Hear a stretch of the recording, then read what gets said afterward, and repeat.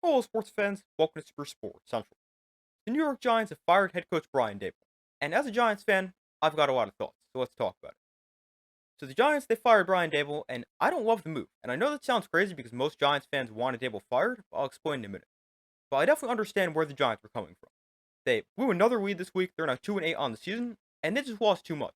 They've started 2-8 each of the last 3 years, and under Brian Daboll, they went 20, 40, and 1 in his 3+ seasons. And losing twice as many games as you win, definitely not good. But I feel like the Giants, they were willing to live with that as long as this year was decent. And they definitely showed promise, but I think the blown leads is really what set them over the edge. Because the Giants, they have 3 or 4 games this year that they lost that they definitely should have won. 3 of them were blown leads. You've obviously got week 2 against the Cowboys, where the Giants, they're up 37-34 with 25 seconds left, ended up losing in overtime. Then you've got the game against the Broncos, where the Giants, they're up 26-8 with 10 minutes left. And then they're also up 32-30 with 40 seconds left, and they lost. And then you've got yesterday, up 20-10 with 4 minutes left.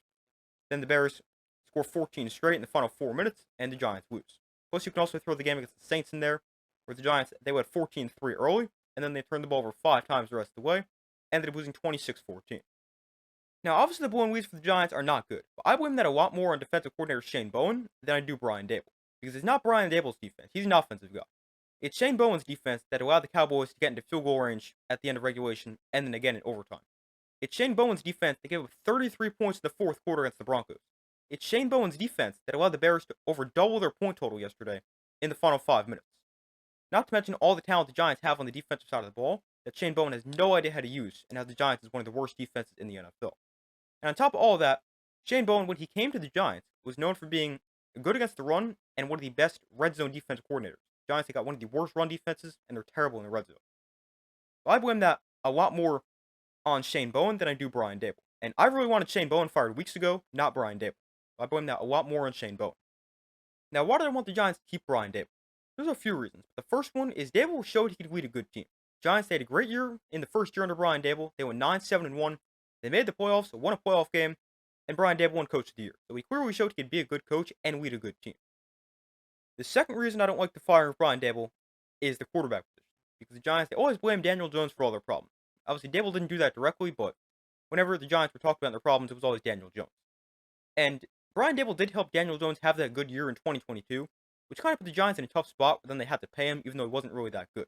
And then Daniel Jones went back to playing bad, and it created a disaster. But the problem was Daniel Jones was never Brian Daboll's guy, and obviously Brian Daboll, a quarterback guy known for helping develop Josh Allen.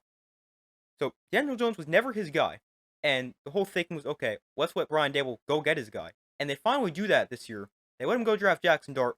Jackson Dart looks great. He looks like the best rookie quarterback by a mile, and probably a lot of that is because of Brian Daboll. And now, 10 games into the year, 7 starts for Jackson Dart, and the Giants fire Brian Daboll. I would have liked to see them be a lot more patient with him, especially because it looks like Jackson Dart is a future superstar.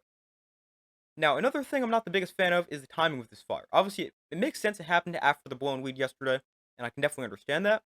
But you also risk hurting the development of Jackson Dart, because now midway through his rookie year, he's going to have to lose his head coach, who's been a big part in developing him, and he's going to have to learn a whole new offensive system from last year to this year. And on top of that, you also run the risk of the new coach not having Jackson Dart as their guy. Now, I don't think that happens because everyone seems to love Jackson Dart, and I think everyone's going to want to work with him, but there's definitely a small risk that you do have there. But going forward, it's going to be really interesting for the Giants. I'm interested to see if they keep general manager Joe Shane because he obviously came over from Buffalo with Brian Daboll, and I can understand it both ways. If you want to fire them together, I definitely understand that because obviously Joe Shane's putting the team together, Brian Daboll's coaching it. But at the same time, I don't think Brian Daboll should have been fired. I don't think Joe Shane should be fired because he's done a pretty decent job over the last few years. He's had a couple good draft classes. He made some good free agent signings. And one of the most important things, he's helped the Giants have a good offensive line for pretty much the first time in like 12 years. So I can definitely understand keeping Joe Shane, and I'm very interested to see what the Giants end up doing. So it actually turns out the Giants are going to be keeping Joe Shane. I just finished recording, looked at my phone, and Joe Shane is going to lead the coaching search for the Giants. So that answers all questions. They're keeping Joe Shane. I definitely understand the move. And then as far as head coaching options go for the Giants, I really have no idea who I want. Haven't really thought about it a ton. They've named offensive coordinator Mike Kafka the interim head coach. Maybe he does a good job and gets the full-time job, but I really have no idea. You would think it's going to be an offensive guy to help with Jackson Dart's development, but I also don't think it has to be an offensive coach. And I could see it being a defensive guy like Chargers defensive coordinator Jesse Minter.